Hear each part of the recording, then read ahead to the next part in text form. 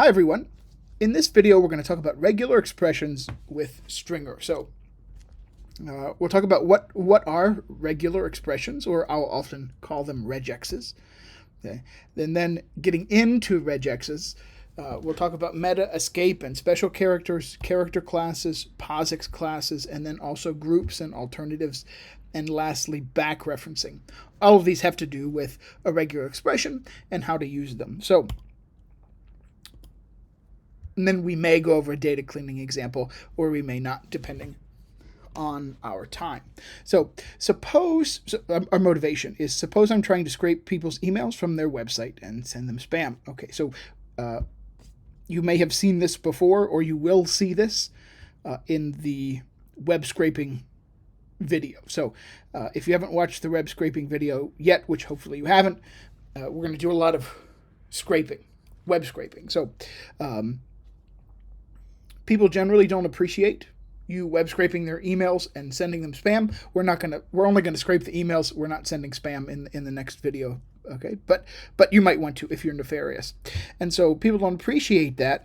And so what you'll see on many emails, many like personal websites, if someone has a personal website or wherever, they might try to trick web scrapers or web crawlers. And so I have 5 different examples of emails here,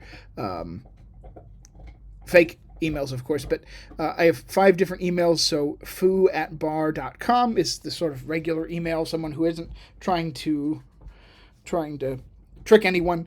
And then you have various ones. So you might put spaces instead of the @ symbol. You might put @ instead of the dot. You might put dot.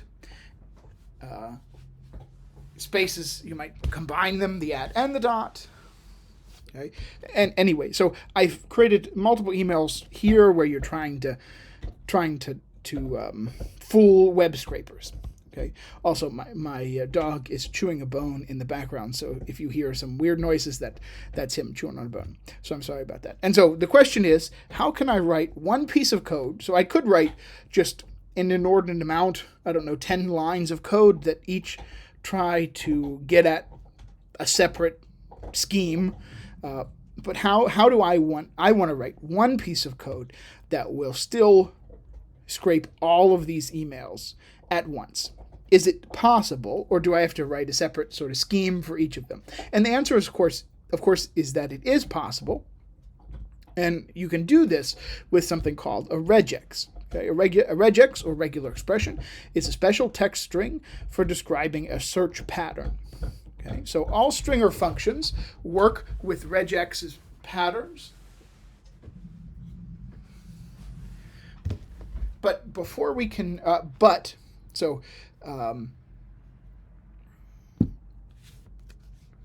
we can do that. We can do way more than that. So. If you watch the stringer videos and you saw that we searched for things called apple and a and so on and so forth. Those were actually regular expressions, but we didn't do anything special with it. We just put exactly what we wanted, but we can do more than that. So here's the example: the green grass flows, and we want to extract G. That G is a regex. Okay, and so regexes are interpreted by a regex engine, and really basically by I think basic principles of a programming language, they really meet that requirement. And so we'll see what that means in just a little bit. There are a number of different regex engines, and so if you look up regexes online, there are some main ones. The one that we use is probably the most main one, and so if you look up regexes, you'll probably be okay, but there may be a case if you're trying to use something crazy, it could be you're using a niche regex, but at an engine using a regex that works with another engine, not the one that we're using. Okay, so meta characters are the first thing that we want to think about that's not sort of an exact match in a regex. And they're characters that have special meaning. So all of these, so the dot, the star, the plus, minus, question mark, exclamation point, caret, so on and so forth, they all have special meanings inside of a regex, or if they're included in a regex, they might not mean exactly what you write. So, for instance, the dot is going to be the most common one. It is a wild character that matches almost anything. Okay, so what does that mean? So I have a string over to the left that says hit hat hot him hilt, a bunch of H letters. Okay, three or more. 3 or 4 letters long, and I want to run the function str extract all. Okay, so I'm going to take in the character, of course, the character string on the left, put it in the first argument in the right. That's what the pipe does, and then I'm searching for h.t. Okay, now the thing is that I'm not searching for the literal string h.t. Here, the dot is a meta character. And so it's going to match anything there. So H followed by something, followed by T. And so I get hit, hat, and hot. All things that are H something T. Okay. Now, of course, what if I did want to search for H.T? How do I, since meta characters have special meanings, there has to be a way to match the literal version or escape their special meaning. So that's why they're called escape characters. So how would I match a dot since it is a meta character? And so you escape a meta character with a backslash, or sorry, front slash, whatever slash this is. I have a hard time keeping track. So this slash is above the vertical bar near your delete key, not the one at the bottom near shift. Okay, so this character escapes the thing, which makes it literal. Sometimes you can use 1, sometimes you have to use 2, because that slash in itself is a meta character, and so you have to escape the escape character, which means you have to get 2 of them. Sometimes 1 might work, sometimes 2. If you try 1, it doesn't seem to be doing what you want it to do, then try putting another one in front of it to see if it really just hadn't been escaped yet. Okay, and so str extract 2.5, if I just run that exactly, it's only going to extract the first thing it sees, which is the 225, but I want the literal 2.5. And so if I double escape, which will escape the escape to make it an escape, okay, then I can get the 2.5. str extract only extracts the first thing it sees, and so, of course, that's why it sees both of them. So the wild card up above, the first line, should see 225 and 2.5.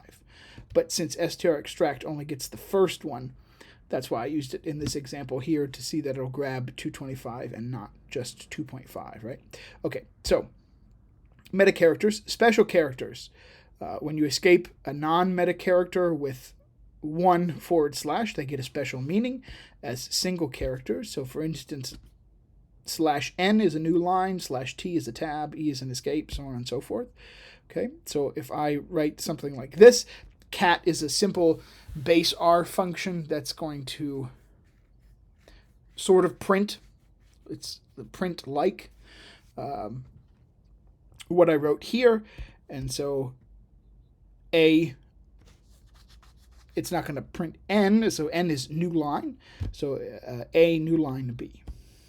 Okay, so now let's get into other types of things or classes in regexes that can help us be even more powerful than just meta characters. So a character class is a list of characters enclosed between the brackets, the straight brackets, which will match any single character in that list. Okay. So I use summarize instead of summarized. So I use the American version instead of the English version. Okay. So and then I want to extract all of this. And so the brackets with the S and the Z in there, it's like an OR, I guess you could think of. So I want to find things that say SUMMARI SE or SUMMARIZE. And so it should match both or extract both. Because I used all here, it's going to get both. And I get both of those. You can also specify ranges in a character class using the minus sign. Okay, only 5 students failed last semester, and I use str extract. And so here I have a character class, 0 through 9. So I want to find one number that is either 0, 1, 2, 3, 4, 5, 6, 7, 8, or 9. So you can specify a digit with 0 through 9. Okay, and so it extracts the 5 like we would think it should. Okay. So something else about character classes, that meta characters often become literal inside character classes. Okay. So we had that same example up above as we did a few times ago where if I wanted 2.5, I could make I'd have to escape the dot. But here I don't have to escape the dot because it's inside a character class, and so it works, or it becomes literal. Okay. Only a couple of exceptions: the caret, the minus, of course, and the slash, the escape. Okay. So why are they special? What would you want with them? Well, not just inside character classes, but always the caret at the beginning of a character class says match anything except that. So it's the negation character. So hit, hat, hot, hut. All 3 letter words start with H, end with T. I want to extract everything, and then H, character class, caret AT. Okay, that's the negation. So I want to match everything that is not A. So what should it get? It should get hit, hot, hut, and that's what it does. Okay, so there are some character class shortcuts here that you escape non-meta characters. So the escaped lowercase d, single digit, escaped upperclass D, not single digit, escaped W, word character, escaped uppercase W, not word character, so on and so forth. White space, not white space. And so you see in the word character, so a word would be a letter or a number. Uppercase and lowercase matter, and so you see a 0 through 9, A or Z, capital A through capital Z. So that would be a specification of all of them. Okay, so quick character classes. So phone numbers. We know it's 3 digits followed by a minus, followed by 3 digits, followed by a minus, followed by 4 digits.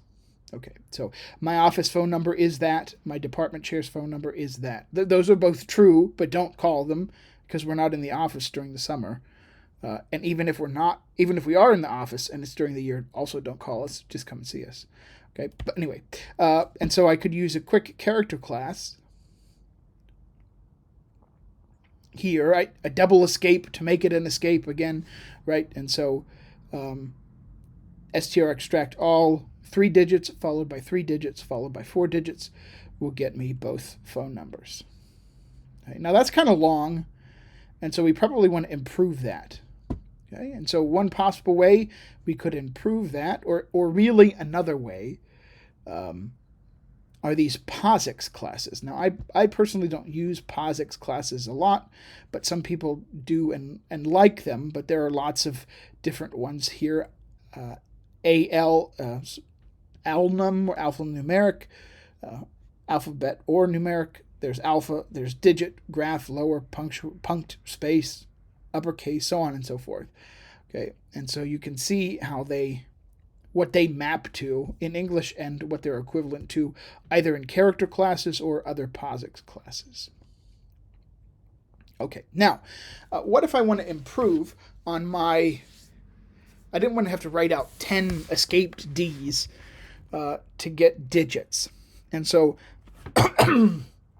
quantifiers are going to be helpful there. So over on the left of this page, I'll have a regex it's going to tell you what it matches, and it's going to give you an example of each one that it matches. And the colors switch just to show you where it starts and where it stops. Okay, so if we have a regex quantifier, the question mark. So I have a string BB, BAB, BAAB, BAAAB up above to help us. Okay, and so the regex is a question mark. And so what the question mark does is it says match 0 or 1. So A is optional, or A might be there, but it's not going to be there more than one time. So the example, string, and then I'm using a special function called strViewAll that you can run. It's not really helpful at the moment, but it is helpful in using regexes. It doesn't look exactly like this if you run it in R, is what I mean to say. So a B followed by maybe an A. And so it matches the first B in yellow. It matches the second B in blue, or whatever those two colors are to you.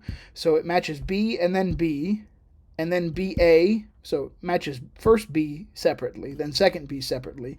Then it matches BA also separately. So the first two were zeros, so the optional part. The second one, it did see A. Then it also saw B. Then it saw BA again, and then B, then BA again, and B. But it doesn't match the two A's, of course, because it was optional. So question mark 0 or 1. Star 0 or more. Again, A is optional. Okay, so notice the difference that it was 0 or more. So B and then 0 or more A's. So it matched the thing with 1A, it matched the thing with 2 A's, it matched the thing with 3 A's, and also just B's with no A. Okay, 0 or more. Plus is 1 or more. So A has to be there, and it could be there more than one time. So that gets rid of the just B's alone. Okay, and so it matches BA, BAA, and BAAA. Okay, so 0 or more, 0 or 1, 0 or more, 1 or more. Okay, exactly N will match exactly. So B followed by exactly 2 A's. At least N, at least 2, and between. Okay, so those can be helpful. Now, so we can use this, of course, to help us extract phone numbers more easily. So here again, I have my string, and instead of writing out a digit 3 times, then 3 times, then 4 times, I had to write out 10 digits, escaped D's. That's no fun. Okay, and so I could do something like this. I know there are going to be 3, so I escape the D. I know there are going to be 3 of them, minus, again, 3 more, minus, then 4 more, right? Okay, so that also gets us that. I could use something like this. So a digit, so a character class. If I didn't want to use a quick character class like above, I could say 0 through 9 plus, minus 0 through 9 plus, minus 0 through 9 plus. Now the plus is 1 or more, so it's going to go until it stops, until you don't find any digits or more, okay, that they also work. Okay, groups and alternatives. Groups are made with the parentheses. They group character classes together to act as one single unit. Groups and alternatives are I find them to be very powerful and very useful in certain circumstances. Okay, so I have some more here, LAD, LED, LEAD. So again, they've got some varying letters going on here, and I want to extract as a group LEA, so L followed by EA as a group, the question mark, and then D. So the question mark means 0 or 1 of them, and what the group does is it says E and A need to be together. So what you find when you extract both of these is LD and LEAD. Because E and A were grouped together, they act as a single unit, so the question mark acts on EA as a group. And so L followed by EA 0 times, which is LD, followed by EA 1 time, which is LEAD. Okay. Whereas if I just used without the group, I would get something like this. Okay. Now, another meta character, vertical bar, corresponds to OR and is powerful because it's often the case that you want to search for different patterns all at once. With this and the other stuff that we've now learned, we can scrape some emails. So the question is, how do we do it if you put together OR, right? So we need to think about how we would do this. The first one is fairly easy. I'll let you sit. I'm going to pause the video. I'll let you sit and think, how would you do this? Okay, so let's see how we do this. So how would we detect the at, dot, or dot, domain name, putting it all together? Okay, so here is one solution. It's not the only one, but it is one. Okay, so reading through this quickly, right? So I escaped a W, which is a word character, so I know it has to start with a domain name. Not the domain name, but the user name. So it would be foo here, right? So I need to collect the foo. And so that's a word, could be a varying length, so word plus. So that's why the plus is there, but I escaped the W, which is word plus. So I got the foo. Now we need to get the at. Okay, so it's a word followed by, and so I have a space. So the first thing in the group is actually a space, right? So it's a space star. Space star, and star means 0 or more. So maybe it has a space, maybe it doesn't have a space. Or maybe it doesn't have a space, maybe it has a space. It could have multiple spaces. I want to match that. So maybe a space, 0 or more, followed by an at symbol, then followed by maybe a space or more. Okay, so that's the first part. And then the vertical bar means or. So the at, or at. Okay, so I made everything lowercase because people, people will try to do uppercase to fool you, but there's str to lower will make everything lowercase, so I only have to deal with lowercase stuff, right? And so I do the same thing, maybe a space followed by at followed by maybe a space as a group. Okay, so word, I've done at. I need the domain name now. Again, word plus. Okay, now I need the dot. Again, how do we match the dot? Maybe a space followed by, well, escaping the escaped dot, so an actual dot followed by maybe a space, or maybe a space, dot, maybe a space. Okay, so we got the dot, and then we have the last part, which is the .com, .io, .edu, so on and so forth. I took the easy way out here, easy route out, and I just listed out a bunch of common ones as a group: com, or io, or info, or edu, or gov. Okay, you could find maybe a more clever way to do that because there are more than just those 5 endings. But maybe I only want ones that are from these types of endings. So I only want a com or an info, edu, gov. I want special ones. Okay, so there's that. Now glue, which we talked about before, is nice for splitting those long strings into smaller, more manageable parts. So that's a long regex. So maybe I wanted to split up the word, then the at, then the so on and so forth. So you could do that if you wanted, or you could keep it all together. Okay, now, last thing that we want to talk about is back referencing. Groups can also be used for back referencing. This is the part that I really found cool myself when I was learning it. So I have an example here. I kicked the ball, so I have an extra the in there. Okay, and so I want to extract. So what I'm doing here I have a group. So I made a group with my parentheses, and I escaped the W plus. So it's a word plus. Okay. And then I have a space, and then I have escaped a 1. A 1 is the back referencing part. And so what I want here, what I want to extract, is a word followed by a space followed by that same word again. And so we got the. Okay, so that's a W plus gets you the word, and then you can back reference and find the double. And so, of course, you could, if you want to fix that, if I don't know, I was writing a sentence, I kicked the, then I thought about something else, and I came back and I wrote the again. It happens to everyone all the time. Okay, I could find it with extract, but I can also replace it with replace. So I have the same thing. I want to replace, so str replace all takes in 3 things: the string, the thing you want to find, and then the thing you want to replace by.